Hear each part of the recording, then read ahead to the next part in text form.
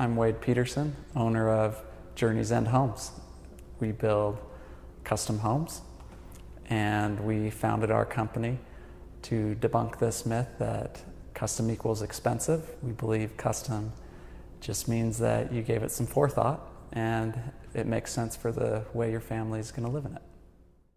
With so many names already being taken, we started a search online to see what was a fit for us and what was available in Utah. We loved the idea that we are not building necessarily a starter home, and so people can end their journey in one of our homes, and that's where the name found root. I had a semester left at BYU. My wife was about in the same spot, and we moved into a home in Springville that was built in 1898, and we loved this home. It was just a beautiful old brick home. We gutted it and flipped the home, and with a semester left in school, I told my wife, this is what I want to do for the rest of my life. I'm not going to finish school. We're just going to go full-time into this. And luckily she said, you're going to finish school. You only have a semester left. And I did, but the internship in my field of study kind of sent me into corporate America, and it chewed me up and spat me out, and I said, this is where I want to be. I want to be building homes. So from that flip of that old pioneer house, we flipped a few more homes, built a few more homes for ourselves, and finally got to a point where we decided it was time to start building homes for other people and not just for ourselves. We'll use the same 2x4s and the same drywall as any other company out there. But where we try to set ourselves apart and where we try to be different is we don't use upgrades as a profit center.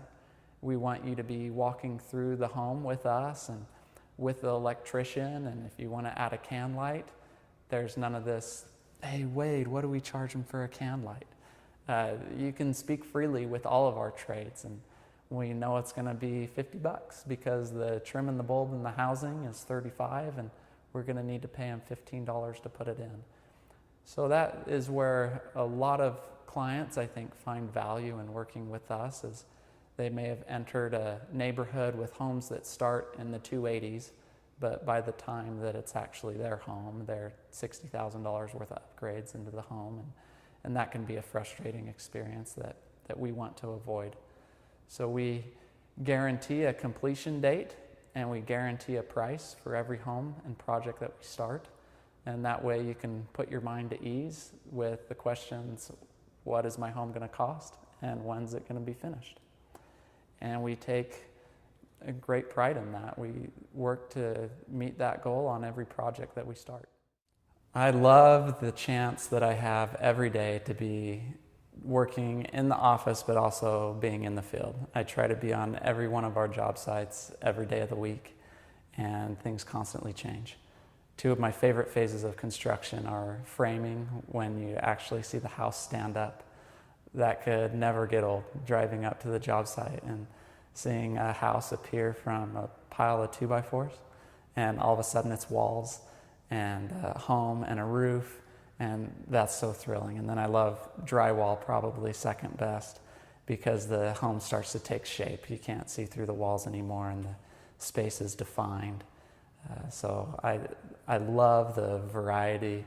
I love the subcontractors that I work with, and just a chance to see creation come to fruition in the field.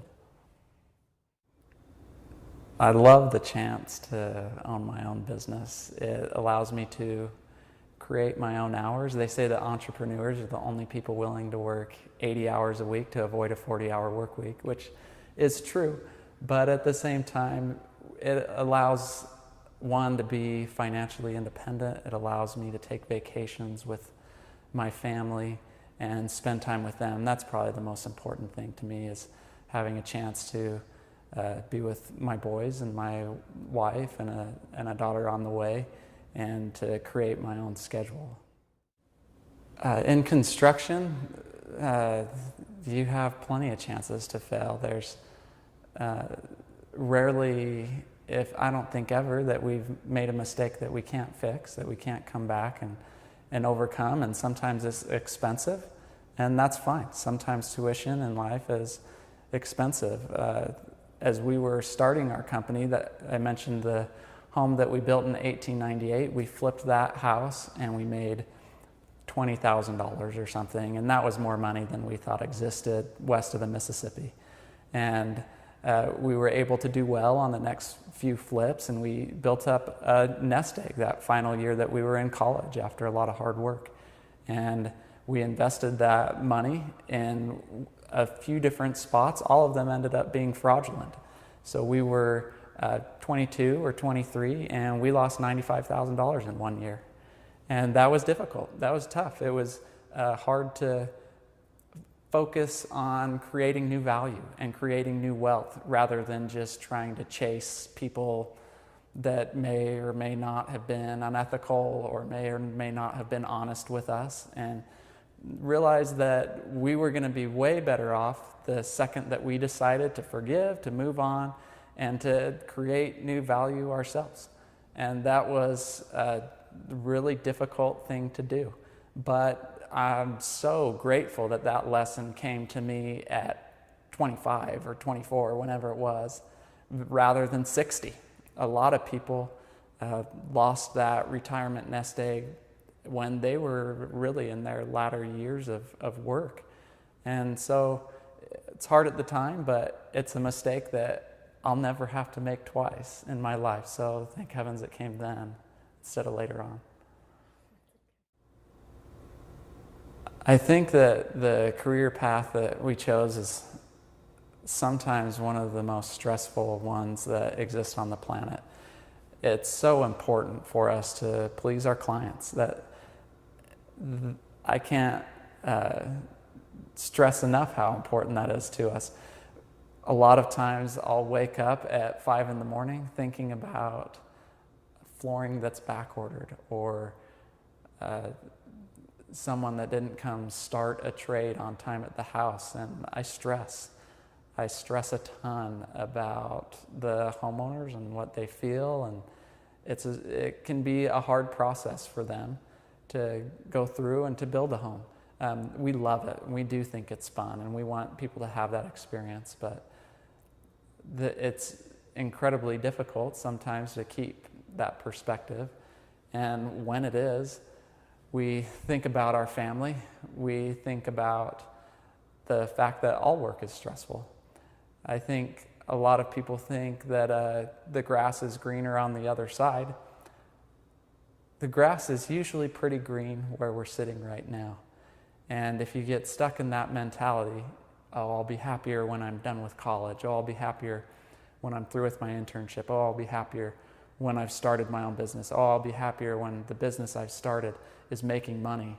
Then you just find yourself going through life and never really enjoying yourself.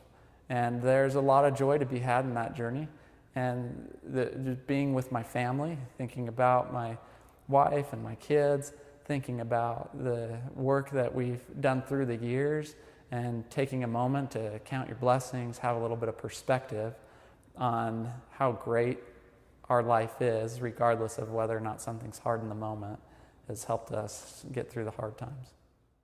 If I were to give a little bit of advice to those wanting to start your own business, I would say work hard at a job that you love, and then work harder from 5 p.m. to 2 a.m. every day. And for us, that worked out. And eventually we found that we were in a good spot. It's really crummy to be pinching pennies every day. And sometimes to get to where you want to be, that just means you don't sleep. And that's okay. If you're building something that's going to benefit you and that you're passionate about, and we're happy that we were able to do it that way.